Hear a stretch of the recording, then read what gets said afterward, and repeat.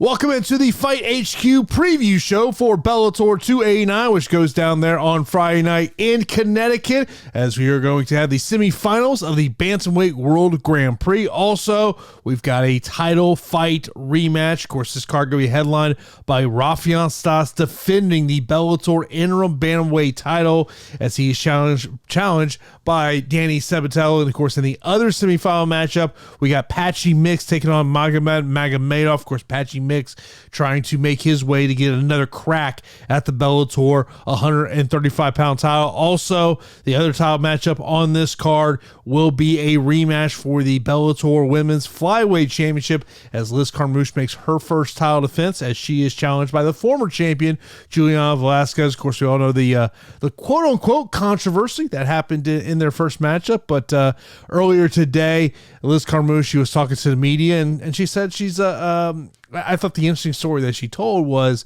that when she was walking to the back, the Bellator PR department basically like, hey, just FYI, there's a lot of controversy on the ending of this fight, so you're probably going to get a lot of questions about that. And her, what she said, she goes, I just didn't see any controversy. And really, I think the controversy of that fight is more about the fact controversial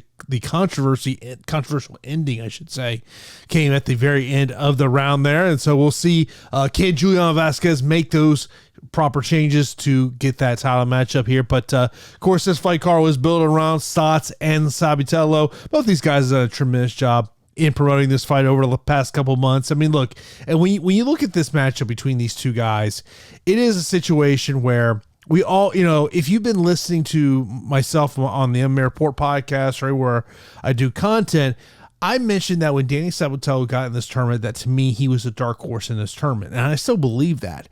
But the key to victory for Raufeon Stots is very simple in this matchup. And that is he has got to neutralize the wrestling of Danny Sabatello. If he can stop, neutralize, control, whatever word you want to use, Danny Sabatello's wrestling, he's gonna put himself in a great chance to win. And looking at the betting odds, he's a minus 165 betting favorite. This one with Danny Sabatello plus 140. Maybe if you're looking to get a little better number than Danny Sabatello, I'd probably look at Sabatello wins via decision and get a little more juice there. But look, breaking the fight down, it's very simple. For Raufeon Stots, he just has to stop the takedown here. And throughout this preview show, you're going to hear some clips from three of the fighters on this card. The first clip you're going to hear is from Raufeon Stots, who he was asked a question, and basically the answer was, hey, I'm bred to beat wrestlers. I was like bred to beat wrestlers, you know what I mean? I'm a wrestler myself, and unfortunately his style is like so one-dimensional. All I got to do is watch out for one thing. I'm so well-rounded that I feel like this is going to be one of my easiest opponents, Granted, I know he has a lot to lose, and I know he has a lot to gain by beating me, so it'll be a tough fight in that respect. But stylistically, I just don't see him having the skills to deal with what I'm capable of. And there you have Raufeon Stots talking about why he feels he's bred to beat wrestlers. And, Danny Sabatello, one of the things that he said today that really caught my eye was, he was talking about how his last matchup was against a jiu-jitsu artist. And basically he's painting the picture of Raufeon Stots is not superior at one form of martial arts as opposed to the other one. The way I would describe that is Raufeon Stots is just a good overall mixed martial artist. But Raufeon Stots was also asked how Danny Sabatello compares against his previous opponents. As far as the fight, I feel like this is an interlude for the tournament. I don't feel like this fight will be competitive. I feel like I beat the shit out of him. And that's just given my skill set and the opponents I face, I just don't see him being successful. And there you have Raufeon Stots talking about how he feels Danny Sabatello fares in comparison to some of the other fighters that he has fought inside the Bellator cage. But, Danny Sabatello is a guy that I've had a chance to talk to on many occasions.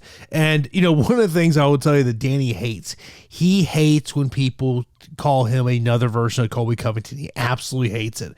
I remember when I probably talked to him, I'm not sure if it was maybe before his last fight or after his last fight, and I brought that question up, and he basically said, he's like, look, I hate that people compare me. I'm not Colby Covington. I'm Danny Sabatello. And look, Danny is very good at promoting the fights, but Danny knows what he's good at. But the one thing is you do see a developing fighter out of him, But really the question mark with this one is whether Danny Sabatello can win this fight if the matchup doesn't hit the mat. Now, a big part of this matchup has been the mental warfare. It's something that Danny, I remember having the conversation with Danny leading up to his last fight there against Leandro Higo, where he felt that he had Leandro Higo beaten before they even stepped in the cage, and Higo went out there and I think he gave Danny Sabatello more fight than Danny expected. But Danny was asked earlier today about the mental warfare, the trash talking aspect of this matchup. I've definitely gotten under his skin. You just look how he's carrying himself during this fight week and how he has this entire time with this fight camp.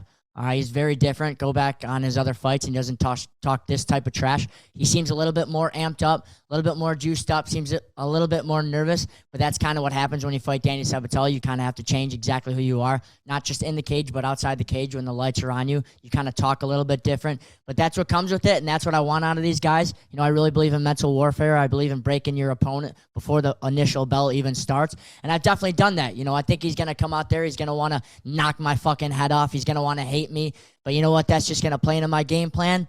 And if you win before the bell even rings, then man, you got it in the bag. And with this fight specifically, with him being a mental midget and a little pussy, I think I got this fight already won. And look, Danny Sabatello is a guy that is going to constantly talk trash. That is what Danny Sabatello does. And it'll be, we're really not going to know whether that trash talk has worked until these two guys step into the cage on Friday night there up in Connecticut. Now, you heard Rafael Stas talk about how he feels Danny Sabatello compares to other fighters he's faced. Danny Sabatello was asked a similar question, asking how he feels Rafael Stouts compares to his two previous Bellator opponents. Yeah, it's just different in the MMA game because stylistically everybody's a little bit different. With my last opponent, Higo, he specializes in jiu-jitsu, so you can't open up too much because that's what he's waiting for. He's waiting for you to make a risky move and open up, and then he slices your neck or your leg or your arm or something like that, gets you in an arm bar or leg lock, and then finishes the fight. With Stotts, he doesn't have that capability, so I'm able to open up more. So it's a very different fight from that one. I would say it's on the level of Jornal Lugo. They're both very athletic people. They're both pretty good on the feet, both pretty good on the ground. I'm way better everywhere. And I'm going to be looking forward to showing that as well, because with that Jornal Lugo fight, I sliced him open and there was blood everywhere, and that's kind of how I see this fight going down. Blood everywhere, me imposing my will, and me dominating this motherfucker. And there you have Danny Sabatello talking about how he feels that Rafael Stouts compares to, say, a Brett Johns, a Jornal Lugo. Look, breaking down this fight is super simple. It's super simple. The fact is, if Danny Sabatello is going to walk out as a Bellator interim bantamweight champion, it means he's going to utilize his wrestling, and most likely probably going to be a 25-minute decision. If you tell me there is a finish in this fight, I do feel it's more likely that it comes from the Rafael Stotts side of the equation. Of course, Rafael is going to look to keep the fight on the feet. One of his main training partners, Adrian Yanez, as Rafael has made some changes in his training over the past, I would say, 6-9 months, if not longer. And one of those is being back in Texas. And he does train there with Adrian Yanez, which I will tell you actually is, I saw that Adrian doesn't have a fight book, so I might have to reach out to Adrian and see what's going on with him. But look, I've always been a fan of Danny Sabatello. It's not just because I've had great interviews with the guy. I love what his wrestling will be, but man, Rafael Stotts should be the favorite in this one, but Danny Sabatello, you cannot count him out. If he can utilize that wrestling, he will be able to get the victor here. But, Rafael Stotts, if he keeps his fight on the feet, it's Stotts' fight to lose. The other bantamweight tournament matchup, you got Patchy Mix taking on Magomedov. Should we note, both these fights are 5-round fights. So that's something, if you're thinking about the wagering side of the aspect, maybe you're looking to play some over rounds. This is a 5-round matchup. Look, these are high-class guys. Patchy Mix, one of the things for me, when I think of Patchy Mix, when he has a lot of success, is when he is able to use his jiu-jitsu. He did say today that Jake Shields, of course, Patchy Mix, now training there at Extreme Couture in Las Vegas. Prior to being in Las Vegas, he was out there in New Mexico, now at Vegas. But he did mention that Jake had some things going on, so he wasn't going to be able to corner him for this matchup, but he has worked with Jake leading up to this matchup, working on jiu-jitsu. To me, look, he's going to want to get this fight to the ground. get the fight, get on the back of Magomedov. For Magomedov, I think the key for him ultimately is just to not make this a grappling matchup. Make this a full mixed martial arts matchup. I would expect that Patchy Mix is going to try to get this one to the ground. This is one that I don't know if it goes all 25 minutes. My guess is it's probably hits the third, maybe the fourth round. I just don't think it's going to go all 25 minutes. I do give a slight advantage to Magomedov in this one. Patchy Mix, but you can never count him off. And the betting odds show you that. Minus 120 for Magomedov and plus 100 there for Patchy Mix. Just a slight. And I know that Rafael Stotts was asked about it, and he said he's been going back and forth on this match when he gave the edge to Patchy Mix. I mean, look, if Patchy Mix can utilize his grappling, I think he's going to be in a good position. But I do like the favorite here just slightly. Not a big lean either way on this one. This is one of those ones on the betting odds. I would just tell you, I would sit back and enjoy these two high-level mixed martial arts because I do believe it is a coin flip fight. And then, of course, you got the women's flyweight title fight, Liz Carmouche making her first title defense, taking on Juliana Velasquez. And I got to tell you, I was a little surprised at the betting odds on this one. Plus 145 for Liz Carmouche, minus 170 for Juliana Velasquez. And before I start talking about this fight, I want to play this clip from Liz Carmouche. And it really stuck out to me where she talks about really the lack of film watching. I've watched the previous fight a lot. In anticipation of our fight, I watched a lot of tape, both in when she was going to fight Alima Lane McFarland, and then, of course, when I knew that I was set up to fight her as well. Since then, I've rewatched the fight, not even for anything that she did or didn't do, but I always watch tape on my previous fights so that I can make sure that I have growth and evolution. The things that, am I doing everything in the gym? The things that we're working on, am I incorporating into the fight? What are the mistakes I made? How can I change them and adapt them? So that when I go back to the gym on Monday, there's always a game plan of things I'm trying to work on, my coaches are trying to help me with. So, of course, I've watched all the tape. And what I can say is, yeah, I've learned from all those mistakes like I do every fight. No fight is ever the same. And, of course, you're going to see a different version of me on Friday night. Now, obviously, Liz Carmouche has been preparing for Juliana Velasquez, not just for her fight, but for the fight that Alima Lane McFarland had for her. I mean, look, this is another one of those matchups, and we go back to that first matchup, and to me, it's not a controversial ending in the first matchup. I think the only reason that it was controversial to some people was because of when the fight was stopped, that it was at the end of the round. I had no problems with the stoppage. She was just landing down strike after strike. That just wasn't me defending it. I could not blame the referee in that position. And look, if you're Liz Carmouche, that's got to be the mentality of get this fight to the ground. Do not make it a kickboxing matchup. Put Juliana Velasquez on her back, work your ground and pound, work your jiu-jitsu. We saw what she was able to do with that crucifix in the first matchup. To me, that's the key for Liz Carmouche. For Juliana Velasquez, you just can't get in that position. If you're Juliana Velasquez, you enter this fight, and your mindset has to be, I have to make this a stand-up fight. I cannot make this into a grappling matchup because to me, if you tell me it's a grappling matchup, it's advantage Liz Carmouche all the way. I like Liz Carmouche here in the underdog spot, plus 145. I'm actually surprised she's not the favorite in this one. Give me Liz Carmouche to retain her title there. And then the opening matchup on the main card will be Dalton Ross taking on Anthony Adams. Middleweight matchup here. Dalton Ross, a massive betting favorite in this one. He's a 9-1 betting favorite in this here.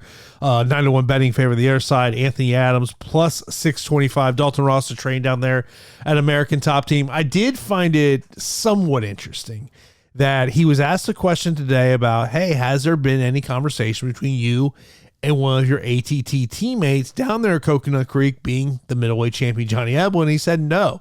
These two guys do train together. Dalton Ross, a thick middleweight fighter. I expect him to go out there and get the win here. You don't really want to touch the money line when you're talking about 9-1 betting favorites. So maybe if you find a good prop out there, but I do like Dalton Ross to go out there and get the win, and would not surprise me if this is via decision. So maybe if you want to look at those betting odds, I would look there. Look at the preliminary card. A couple of things that stick out to me. First up, Cody Law. Be his first fight since dropping his first fight there. He lost back in June against James Gonzalez, a very shocking unanimous decision loss they had in that one. So how does he bounce back? Now, Cody Law, you've never had great odds on him. So now I would say this. I think Cody Law could be an interesting parlay piece.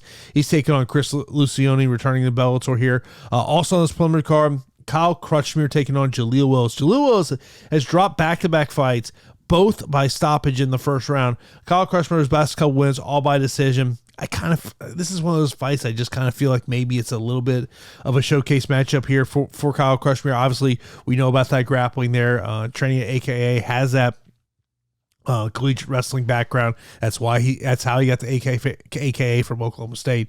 So I do like him here in that spot. Pat Downey is also someone to pay attention to. This will be his second pro fight. Apparently, it sounds like he hasn't really been down and training in South Florida in preparations for this one. He did. Luis Pena, who was in his corner last time, will be in his corner for this one. To me, that's a showcase matchup for him in that situation. Kai Kamaka third, always a fun fighter to watch. He is taking on Kevin Baum.